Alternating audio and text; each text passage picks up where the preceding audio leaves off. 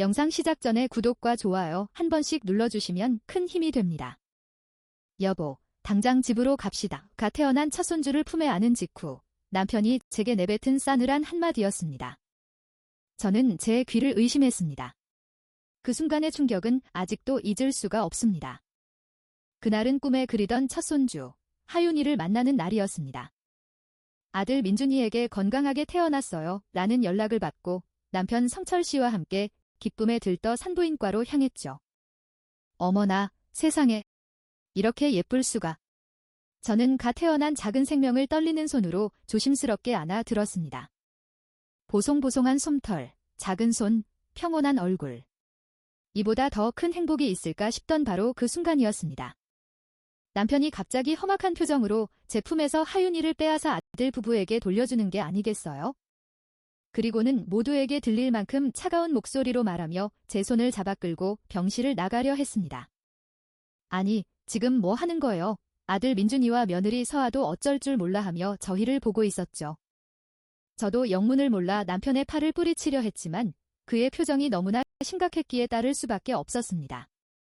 밖은 억수같이 비가 쏟아지고 있었습니다. 주차장까지 달려가 흠뻑 젖은 채로 차에 올라탔죠. 엔진을 켠 남편은 아무 말 없이 운전을 시작했습니다. 차 안에는 세차게 움직이는 와이퍼 소리만이 가득했습니다. 남편은 앞만 보고 한마디도 하지 않았습니다. 저는 조수석에서 방금 전의 일을 이해하려 애썼습니다. 여보, 대체 무슨 일이에요? 제가 조심스럽게 물어도 남편은 굳게 입을 다문 채 핸들만 꽉 쥐고 있었습니다. 그 옆모습은 제가 평생 본 적 없는 아주 무섭고도 엄격한 표정이었습니다. 돌이켜보면 아들 부부와의 관계는 좋았다고 생각했습니다. 민준이가 서아를 처음 데려왔을 때부터 우리는 따뜻하게 맞아주었죠. 결혼식에서는 눈물로 축복했고 신혼집 준비도 발벗고 나서서 도왔습니다. 임신 소식을 들었을 때의 기쁨은 지금도 생생합니다. 아들이든 딸이든 건강하게만 태어나달라고 빌며 아기용품을 보러 다니던 날들이었죠. 정년 퇴직한 제게 손주의 탄생은 새로운 삶의 이유가 될 것이라고 굳게 믿고 있었습니다. 신호의 차가 멈췄을 때 남편이 마침내 입을 열었습니다. 당신 정말 아무것도 눈치채지 못했어? 그 목소리는 분노를 억누르는 듯 낮고 무거웠습니다. 네. 뭐를요? 그 병실의 위화감 말이야? 저는 남편이 무슨 말을 하는지 도무지 알 수 없었습니다. 다만 평생을 함께한 남편이 이렇게까지 화내는 건 처음이라 뭔가 큰일이 터졌음을 직감했습니다. 집에 도착해도 비는 그치지 않았습니다. 젖은 옷을 갈아입고 따뜻한 차를 마시며 거실에 앉았을 때 남편이 마침내 무거운 입을 열었습니다. 지현아, 그 병실에 우리 사진은 단 한 장도 없었어. 저는 숨을 멈췄습니다. 그러고 보니 분명 병실에 사진들이 놓여 있었지만 그게 누구의 사진인지까지는 정신이 없어 확인하지 못했습니다. 온통 며느리 친정 식구들 사진뿐이더군. 부모, 형제, 친척들까지 전부 다오. 그런데 우리 부부 사진은 단 한 장도 없었어. 남편의 말에 기억을 더듬었습니다. 분명 아기 침대 옆 탁자에 사진 액자가 여러 개 놓여 있었습니다. 설마 그것 때문에 그렇게 화를 낸 거예요. 제가 그렇게 말하자 남편은 고개를 저었습니다. 그것뿐만이 아니야. 당신은 몰랐을지 모르지만 우리에 대한 취급은 처음부터 달랐어. 남편은 오늘 있었던 일을 자세히 이야기하기 시작했습니다. 병원에 도착해서 원무과의 아들 부부의 병실을 물었더니 처음엔 알려주지 않았다고 합니다. 신분을 증명하고 나서야 겨우 알려졌는데 며느리의 부모님은 이미 병실 번호를 알고 자유롭게 드나들고 있었다는 겁니다. 병실에 들어갔을 때도 우리에겐 의자 하나 권하지 않았어. 하지만 며느리 어머니가 오자마자 바로 의자를 내어주더군.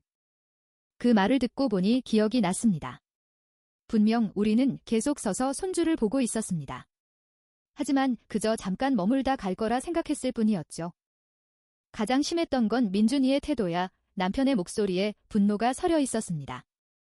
장인, 장모님과 이야기할 때는 깍듯하게 존댓말을 쓰며 허리까지 숙이더군. 그런데 우리에겐 마치 아랫사람 대하듯 했어. 분명 민준이는 우리에게 무뚝뚝했습니다.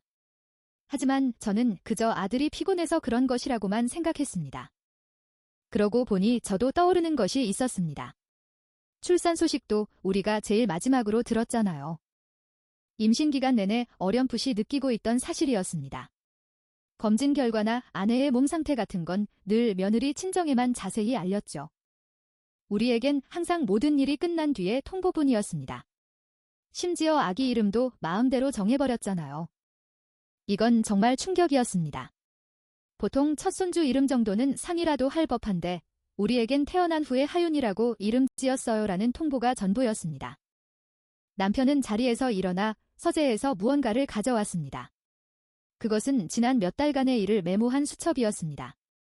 나는 전부 기록하고 있었어. 당신 슬퍼할까 봐 말 안 했는데 이제 한계야. 수첩을 펼치자 그곳에는 믿을 수 없는 기록들이 나란히 적혀 있었습니다. 5월 10일 어버이날. 아들 부부에게 연락 없음. 며느리 친정에는 꽃바구니와 케이크를 보냈다고 SNS에 올림. 6월 21일 남편 생일. 마찬가지로 연락 없음. 장인과는 고급 레스토랑에서 식사. 8월 추석 귀성. 올해는 서아씨 몸이 안 좋아서요라며 거절. 하지만 며느리 친정에는 일주일간 머물다옴. 저는 할 말을 잃었습니다. 그러고 보니 최근 민준이에게서 연락이 눈에 띄게 줄어들었었습니다. 하지만 저는 일이 바빠서 그런 것이라고만 믿고 싶었습니다. 8월 30일 우리 결혼기념일. 예전에는 꼭 챙겨주던 민준이에게 올해는 아무것도 없었음. 9월 내 생일. 역시 연락 없음. 하지만 장모 생일에는 명품 가방 선물. 하나하나의 사건은 사소하게 보일지 모릅니다. 하지만 이렇게 모아놓고 보니 우리는 명백하게 차별받고 있었습니다. 설마 우리 민준이가 그럴 리가. 저는 아들을 믿고 싶은 마음과 현실을 부정하고 싶은 마음 사이에서 흔들렸습니다.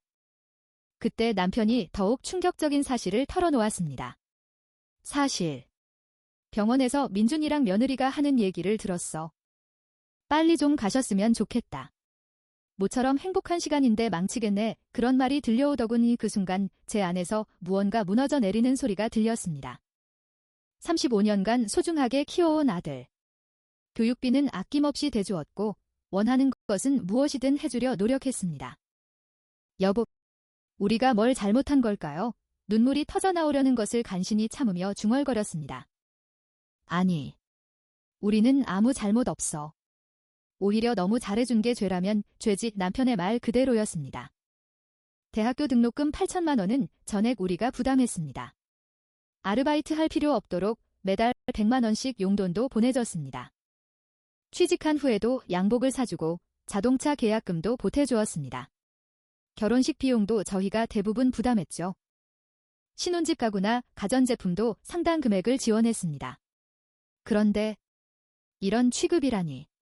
저는 분함과 슬픔으로 가슴이 터질 것 같았습니다.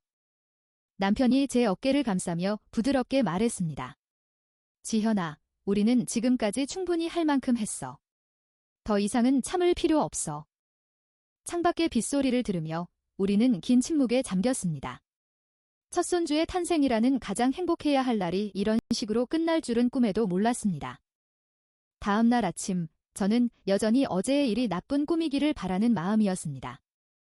하지만 아침 식사를 준비하는데 남편이 심각한 표정으로 스마트폰을 들고 왔습니다. 여보, 이것 좀 봐. 화면에는 민준이의 인스타그램 계정이 떠 있었습니다. 저는 SNS를 하지 않아서 남편이 가끔 확인하는 모양이었습니다. 거기에는 어제 올린 게시물이 있었습니다. 아기 사진과 함께 긴 글이 적혀 있었죠. 처음에는 평범한 출산 보고인 줄 알았습니다. 하지만 글을 읽어 내려갈수록 피가 차갑게 식는 기분이었습니다. 장인, 장모님께 정말 감사합니다. 출산 준비부터 모든 것을 다 해주시며 서아를 소중히 보살펴 주셨습니다. 앞으로 하윤이의 성장을 가장 가까이서 지켜봐 주실 것을 생각하니 무엇보다 든든합니다. 장인, 장모. 그건 며느리의 부모님을 뜻하는 말이었습니다. 그럼 우리는? 댓글창을 보니 민준이 친구들의 축하 메시지가 가득했습니다. 그중에 제 가슴을 후벼 파는 대화가 있었습니다. 친구 댓글, 민준아, 내 부모님도 엄청 기뻐하시겠다. 민준이의 답글, 응. 뭐 의무감에 오시라고는 했는데 솔직히 오래 계시면 곤란해. 돈 한 푼 안 보태주면서 만나고만 싶어 하시니까? 돈 한 푼 안 보태줘. 8천만 원의 학비는? 결혼식 비용은? 신혼집 가구 값은? 저는 눈을 의심했습니다. 더 심한 것도 있어 남편이 화면을 내리자 다른 친구와의 대화가 나타났습니다. 친구, 그래도 내 부모님이 옛날에 잘해주시지 않았냐? 민준이, 그건 옛날 얘기고. 지금은 연금으로 사는 노인들이잖아. 우리한텐 장인, 장모님이라는 든든한 스폰서가 있으니 이제 볼장 다 본 거지. 볼장 다 봤. 그 말이 날카로운 비수가 되어 제 심장을 꿰뚫었습니다. 아직 더 있어 남편이 보여준 것은 단체 카톡방의 캡처 화면이었습니다. 아마 민준이의 대학 동기들 모임인 듯 했습니다. 민준, 아, 우리 부모님 너무 귀찮게 하시네. 자꾸 손주 보고 싶다고 의 친구. 에이, 할아버지 할머니면 당연한 거 아니야? 민준, 근데 솔직히 서아도 나도 별로 엮이고 싶지 않아. 가치관도 너무 옛날 분들이고 뭔가 자꾸 간섭할 것 같단 말이야. 친구, 그럼 어떡하려고? 민준, 한 달에 한 번 30분 정도만 만나주면 되겠지. 그 이상은 사양. 장인, 장모님과는 다르게 우리한테는 메리트가 없잖아. 메리트. 우리의 존재는 메리트의 유무로 판단되고 있었습니다. 이게 결정적이야. 남편이 마지막으로 보여준 것은 며느리 서아의 SNS였습니다. 거기에는 더 노골적인 본심이 적혀 있었습니다. 시부모님 병문안 오셨을 때 어색해 죽는 줄 솔직히 안 오셨으면 했는데 일단 알려드리긴 해야 하니까. 하지만 앞으론 최대한 거리를 둘 생각. 우리 부모님만으로도 충분해. 그리고 친구들과의 댓글 대화. 친구, 그래도 돈이나 지원 같은 거 받지 않아? 서아, 옛날 얘기지. 지금은 연금으로 빠듯하게 사시는 것 같아서 기대도 안 해. 우리 부모님이 현역이라 지원 스케일이 달라. 친구, 아하, 그렇구나. 서아, 손주팔이라는 말도 있잖아. 그냥 얼굴만 보여드리는 걸로 충분하지. 그 이상을 바라면 곤란해. 저는 스마트폰을 쥔 손이 부들부들 떨리는 것을 느꼈습니다. 손주팔이. 마치 우리가 손주를 이용해서 뭔가를 얻어내려는 사람처럼 말하고 있었습니다. 사실 하나 더 찾았어. 남편이 보여준 것은 부동산 앱의 검색 기록이었습니다. 아들 부부는 새 집을 알아보고 있는 듯 했습니다. 위치를 봐. 그곳은 며느리 서아의 친정집에서 걸어서 5분 거리였습니다. 반면 우리 집에서는 전철로 1시간 이상 걸리는 곳이었죠. 완전히 우리를 손절할 셈인 거야. 남편의 말에 저는 더 이상 반박할 수 없었습니다. 모든 증거가 아들 부부의 본심을 가리키고 있었습니다. 성철 씨, 우리 대체 무엇을 위해 지금까지 노력하며 살아온 걸까요? 저는 눈물을 참지 못하고 남편의 품에 안겨 무너져 내렸습니다. 35년간의 육아, 아낌없는 사랑과 지원. 그 모든 것이 볼장 다 본 존재, 손주팔이라는 말로 정리되어 버린 것입니다. 그날 밤, 우리 부부는 식탁에 마주 앉아 앞으로의 일에 대해 진지하게 의논했습니다. 슬퍼만 하고 있을 수는 없었으니까요. 지현아, 우리에게도 선택할 권리가 있어. 남편의 목소리는 조용했지만 단호했습니다. 저쪽에서 우리를 볼장 다 봤다고 생각한다면 우리도 똑같이 생각해주면 되는 거야? 일방적으로 이용만 당하는 관계는 이제 끝내자. 저는 고개를 끄덕였습니다. 맞습니다. 이대로 필요할 때만 이용당하는 관계를 이어갈 필요는 없습니다. 하지만 구체적으로 어떻게 하면 좋을까요? 우선 경제적인 관계부터 정리하자. 남편은 준비해둔 서류를 펼쳤습니다. 거기에는 저희의 자산 현황이 상세히 적혀 있었습니다. 봐, 우리가 검소하게 살아온 덕분에 퇴직금과 연금, 저축을 합치니 꽤 큰 금액이 돼. 저희는 정말 사치하지 않고 아끼며 살아왔습니다. 그 대부분은 아들의 미래와 손주를 위해 모아온 돈이었습니다. 사실 하윤이를 위해 학자금 보험에 가입하려고 했어서 남편이 보여준 것은 학자금 보험 안내 책자였습니다. 매달 50만 원씩 18년간 납입하면 총액이 1억 원이 넘는 상품이었습니다. 이건 이제 필요 없겠네. 저도 동의했습니다. 볼장 다 봤다, 메리트가 없다고 말하는 우리들이 왜 손주의 교육비까지 책임져야 한단 말입니까? 그리고 유언장도 다시 쓰자. 남편은 예전에 작성해둔 유언장을 꺼냈습니다.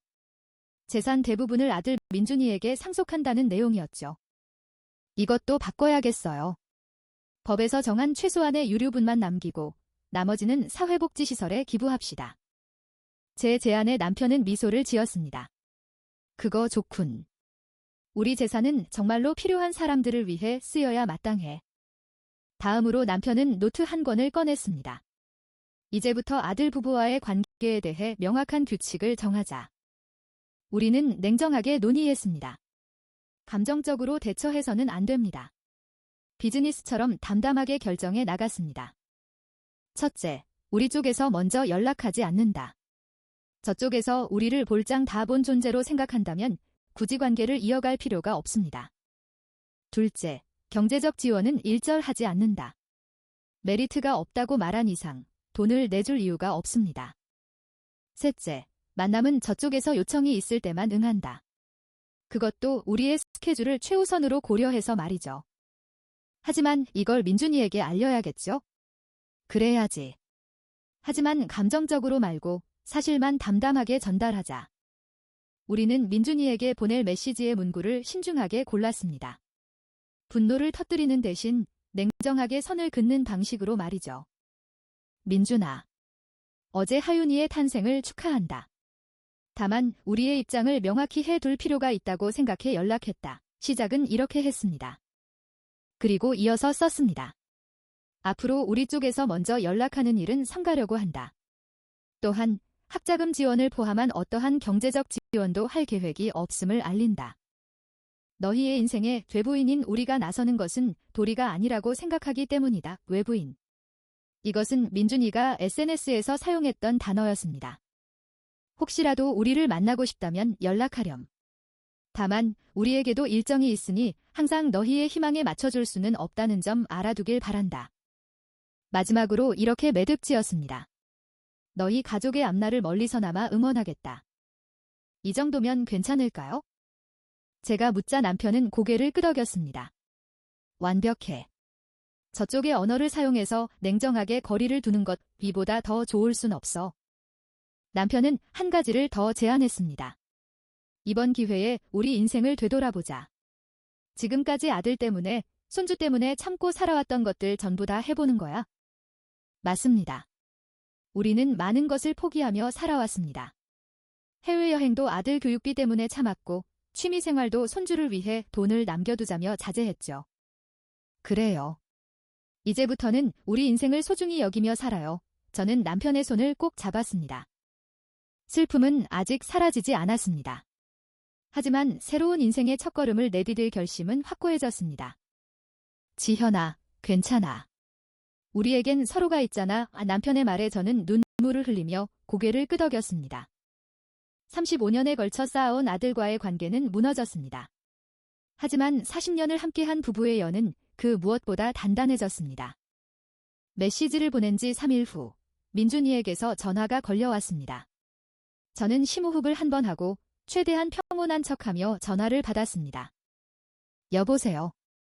어머니, 방금 보내신 그 메시지 대체 무슨 뜻이에요? 영상 시작 전에 구독과 좋아요 한 번씩 눌러주시면 큰 힘이 됩니다. 수화기 너머로 들려오는 민준이의 목소리는 누가 들어도 당황한 기색이 역력했습니다. 보낸 문자 그대로의 뜻이란다. 우린 이제 외부인이니 더는 관여하지 않겠다는 뜻이야. 외부인이요? 어머니, 그런 섭섭한 말씀을 하세요. 어머, 섭섭한 건 우리가 아니라 너희 아니었니? 나는 그저 너희가 한 말을 그대로 돌려줬을 뿐인데. 우리를 두고 돈 한 푼 안 보태면서 손주 타령만 하는 볼장 다 본 시부모라며. 이제 더는 메리트가 없다고도 했던데. 그렇게 생각하는 사람들과 굳이 억지로 연을 이어갈 필요는 없지 않겠니? 서로 거리를 두는 게 피차 편할 테니까. 전화기 너머로 아들이 마른 침을 꿀꺽 삼키는 소리가 선명하게 들려왔습니다. 그걸 어떻게 아셨어요? SNS는 누구나 볼 수 있는 공개된 공간이잖니. 내 아버지가 우연히 보고 말았단다. 한동안 길고 무거운 침묵이 흘렀습니다. 이윽고 들려온 아들의 목소리는 변명으로 가득 차 있었죠. 아, 아니, 어머니. 그건 그냥 친구랑 장난친 거예요. 장난. 부모에게 볼장 다 봤다는 말을 장난으로 쓰는 자식도 있더냐? 영상 시작 전에 구독과 좋아요 한 번씩 눌러주시면 큰 힘이 됩니다. 제 목소리는 지극히 평온했지만 전화기 너머 아들에게는 그 차가움이 고스란히 전해졌을 겁니다. 엄마. 일단 한번 만나서 얘기 좀 해요. 아니, 그럴 필요 없다. 너희들 곧 하영이네 집 근처로 이사 간다면서.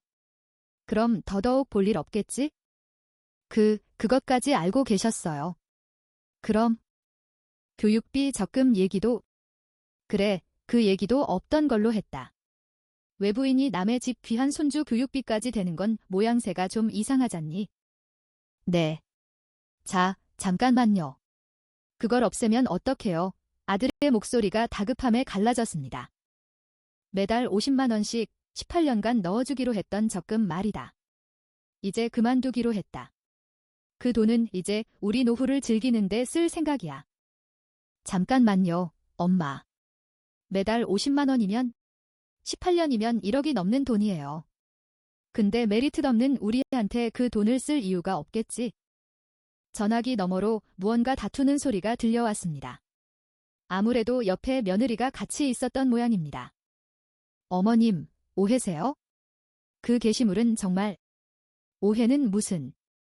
넌 손주 육아 비즈니스라는 말까지 썼잖니. 괜찮다. 너희 속내를 알게 되니 오히려 후련하구나. 이제 서로 가면을 쓸 필요는 없겠지? 저는 말을 이었습니다. 아, 그리고 깜빡했는데 유언장도 새로 작성했다. 우리 재산 대부분은 아동복지시설에 기부하기로 했어. 네, 두 사람의 경악하는 목소리가 수화기를 뚫고 겹쳐 들렸습니다. 왜 그리 놀라니? 우리는 그저 연금으로 겨우 사는 볼장 다 본 노인네들 아니었더냐? 너희에겐 우리 재산이 그리 대단치 않을 줄 알았는데. 실상은 좀 다르지. 내 아버지 퇴직금, 내 퇴직금, 그리고 40년간 악착같이 모은 저축. 검소하게 산 덕분에 액수가 꽤 된단다. 집이랑 땅까지 합치면 수십억은 훌쩍 넘을 게다. 어머니, 너무 감정적으로 그러시는 거 아니에요? 감정적. 아니. 지금처럼 이성적이었던 적이 없단다. 오히려 지금껏 너희에게 너무 감정적으로 휘둘리며 살았지? 저는 잠시 숨을 고르고 마지막 통첩을 날렸습니다. 앞으로 손주를 보러 갈 때는 반드시 사전에 연락하거라. 그리고 만남은 월 1회 30분까지다. 우리도 바빠서 그 이상은 곤란해. 월 1회 30분이요? 그래. 너희가 정해놓은 규칙 아니었니? 저는 아들 부부가 했던 말을 그대로 돌려주었습니다. 그로부터 일주일 후 아들 부부가 아무런 연락도 없이 집으로 쳐들어왔습니다. 어머니, 아버지, 드릴 말씀이 있어요. 현관문 앞에서 아들이 필사적인 표정으로 말했습니다. 어머, 갑자기 찾아오면 곤란하구나. 사전에 연락하라고 했을 텐데 저는 차갑게 응수했습니다. 오늘 정말 중요한 얘기가 있어서요. 하지만 우리도 약속이 있단다. 지금 막 나가려던 참이었거든. 실제로 저희는 여행사에 갈 예정이었습니다. 북유럽 여행을 계획하고 있었죠. 네. 여행사요?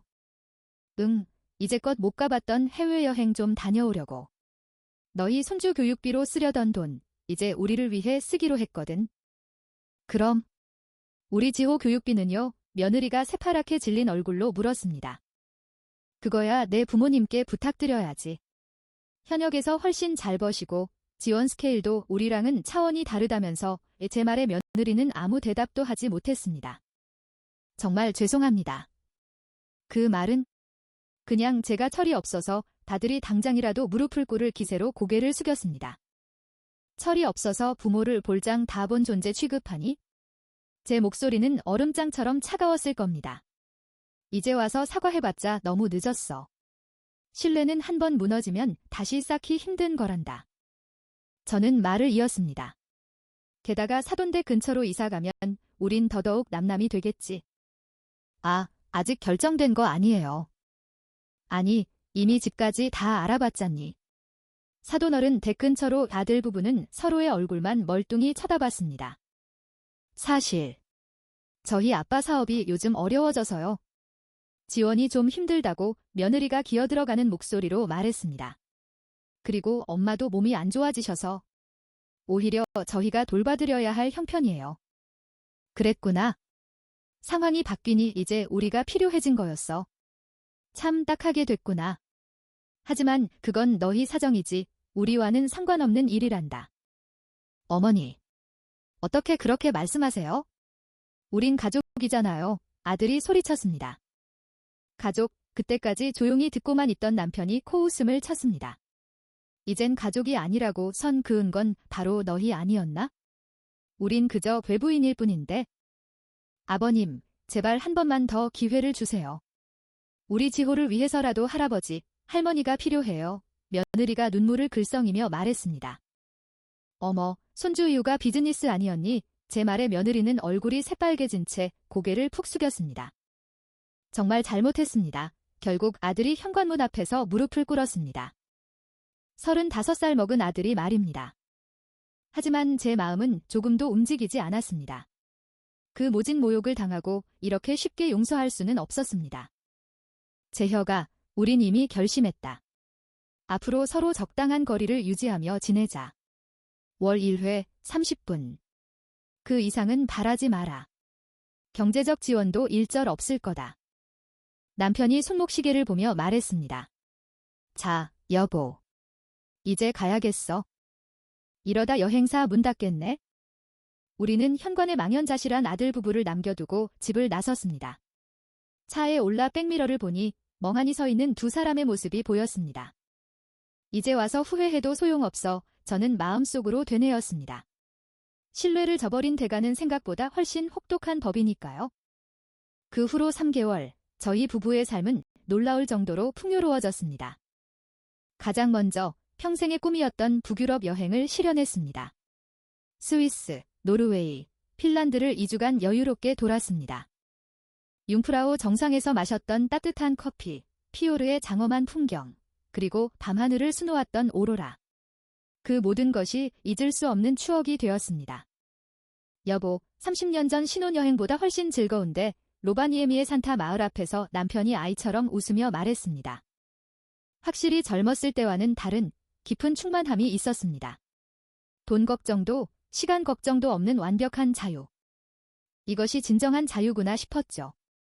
손주 교육비로 들어갈 뻔했던 월 50만 원은 온전히 저희의 즐거움을 위해 쓰이고 있습니다. 미술관 연간 회원이 되고 클래식 공연을 보러 다니고 고급 레스토랑에서 식사를 하는 등 이제껏 참아왔던 모든 것을 마음껏 누리고 있습니다. 귀국 후에는 새로운 취미도 생겼습니다. 저는 도예 공방에 다니기 시작했고 남편은 젊은 시절부터 관심 있던 풍경사진 동호회에 가입했습니다. 이것 좀 봐, 오늘 찍은 사진이야. 남편이 신나서 보여준 것은 동네 공원에서 찍은 진돗개의 활기찬 모습이었습니다. 전문가 뺨치는 훌륭한 솜씨였죠. 정말 멋지네요. 나중에 제 도자기랑 같이 부부 전시회라도 열어볼까요? 그거 좋은 생각인데 이런 대화가 가능한 것도 마음에 여유가 생겼기 때문이겠죠. 한 달에 한 번 아들 부부가 손주를 데리고 찾아옵니다. 약속대로 정확히 30분만 머물다 갑니다. 처음에는 어색해하던 아들 부부도 이제는 체념한 듯 시간이 되면 군말 없이 돌아갑니다. 어머님, 다음 달에도 찾아뵈어도 될까요? 일정 확인해보고 연락 줄게. 저는 다이어리를 넘기며 사무적으로 대답합니다. 실제로 저희 부부의 일정은 여행과 취미 활동, 지인들과의 약속으로 꽤 빽빽합니다. 얼마 전 며느리가 큰맘 먹고 물어왔습니다. 어머님, 이제 저희를 용서해 주실 순 없나요? 저는 조용히 대답했습니다. 용서하고 말고 할 게 없단다. 그저 서로에게 부담 없는 관계를 유지하자는 것뿐이야. 하지만 지호에게는 할아버지, 할머니가 할아버지, 할머니는 있지. 한 달에 한 번씩 꼬박꼬박 보고 있잖니. 그것만으로는 며느리는 말을 잇지 못하고 입술을 깨물었습니다. 그것만으로는 부족하다고 말하고 싶었겠죠. 하지만 그건 그들이 자초한 결과였습니다. 사실 저희의 변화는 주변에도 좋은 영향을 미치고 있었습니다. 도예 공방에서 만난 한 동년배 친구는 제게 이렇게 말했습니다. 수진 씨, 요즘 정말 얼굴이 환해졌어. 비결이 뭐야? 제 인생을 소중히 여기기로 결심했거든요. 제 대답에 그녀는 흥미로운 듯 귀를 기울였습니다. 사실 그녀도 아들 부부와의 관계로 힘들어하고 있었죠. 저는 그녀에게 무조건적인 희생은 정답이 아니며 때로는 우리 자신의 삶을 우선순위에 두어야 한다고 말해주었습니다. 부당한 대우에는 명확히 선을 긋는 용기도 필요하다고 말입니다. 그녀는 제 말에 깊이 공감하며 고개를 끄덕였습니다. 남편 역시 사진 동호회에서 비슷한 경험을 했다고 합니다. 저희의 선택이 다른 이들에게 용기를 준 것 같아 기뻤습니다. 유언장 문제도 이미 법적 절차를 모두 마쳤습니다. 아들에게는 유류분만 남기고 나머지는 지역 아동복지시설에 기부하기로 했습니다. 시설을 방문했을 때 원장님께서 눈물을 글썽이며 기뻐해 주셨습니다. 이 기부금 덕분에 아이들이 더 나은 환경에서 꿈을 키울 수 있게 됐습니다. 정말 감사합니다. 저희의 재산이 정말로 필요한 아이들을 위해 쓰인다는 사실이 손주 한 명에게 모두 물려주는 것보다 훨씬 더 의미 있는 일이라고 느꼈습니다. 어느 날 남편이 재미있는 말을 했습니다. 여보, 어쩌면 우리가 아들 녀석들한테 고마워해야 할지도 몰라. 그 일이 없었더라면 우린 아마 평생을 참고 희생하며 우리 자신을 잃어버린 채 살았을 거야. 정말 그랬습니다. 아들 부부의 잔인한 속내 덕분에 저희는 비로소 진정한 우리 자신으로 해방될 수 있었습니다. 그러게요. 덕분에 진짜 행복이 뭔지 알게 됐네요. 저희는 서로를 마주보며 환하게 웃었습니다. 최근에 아들에게서 이런 메시지가 왔습니다. 어머니, 아버지. 저희가 정말 잘못했어요. 진심으로 반성하고 있습니다. 예전처럼 다시 돌아갈 수는 없을까요? 하지만 저희의 대답은 정해져 있었습니다. 일방적으로 희생만 하던 과거로는 절대 돌아가고 싶지 않았습니다. 반성하고 있다는 마음은 알겠다. 하지만 우린 지금의 관계가 가장 좋다고 생각한다. 서로 독립적인 어른으로 존중하며 지내자. 제 답장은 짧고 명료했습니다. 가끔 친구들은 저희에게 너무 매정한 것 아니냐고 말하기도 합니다. 하지만 저희는 단 한순간도 후회하지 않습니다. 부당한 대우에 맞서 선을 그었던 것, 우리 자신의 인생을 되찾기로 결심한 것, 그리고 서로에게 불필요한 기대를 버리고 건강한 거리를 유지하는 것, 이 모든 것이 저희에겐 최선의 선택이었습니다. 얼마 전 남편과 저녁 식사를 하며 이런 이야기를 나눴습니다. 우리 노년이 이렇게 충만할 거라고는 상상도 못했는데. 그러게요. 하루하루가 정말 즐거워요. 내년에는 남미로 가볼까요? 이과수 폭포를 보고 싶어요. 좋지. 그 다음엔 아프리카 세렝게티는 어때? 이렇게 꿈이 가득한 대화를 나눌 수 있는 것도 마음의 짐을 덜어냈기 때문입니다. 저희의 이야기는 모두가 바라는 해피엔딩이 아닐지도 모릅니다. 아들 부부와의 관계는 예전으로 돌아갈 수 없겠죠. 하지만 그걸로 됐습니다. 인생이란 때로는 무언가를 손에서 놓아버림으로써 더 큰 행복을 얻기도 하고 낡은 집착을 버려야만 새로운 풍경이 보이기도 하니까요. 그리고 그 과정에서 정말로 소중한 것이 무엇인지 다시 한번 깨닫게 됩니다. 저희 부부에게 가장 소중했던 것은 40년의 세월을 함께 걸어온 바로 옆 사람이었습니다. 아들을 위해, 손주를 위해 애썼지만 마지막에 남는 것은 결국 부부의 굳건한 유대였습니다. 이 경험을 통해 배운 것이 있습니다. 부당한 대우를 받았다면 참을 필요가 없다는 것, 자신의 존엄을 지키는 것은 이기적인 행동이 아니라는 것, 그리고 행복은 결국 스스로 선택하는 것이라는 사실입니다. 지금 저희는 진심으로 말할 수 있습니다. 우리는 정말 행복합니다. 이 이야기가 비슷한 고민을 가진 분들께 작은 용기가 되었으면 합니다. 당신에게도 행복을 선택할 권리가 있습니다. 용기를 내어 한 걸음 내디뎌 보세요. 인생은 단 한 번뿐이니까요. 오늘 이야기가 마음에 와닿으셨다면 채널 구독과 영상 좋아요로 응원 부탁드립니다. 여러분과 여러분 가족의 미래에 대한 생각도 댓글로 함께 나눠주세요.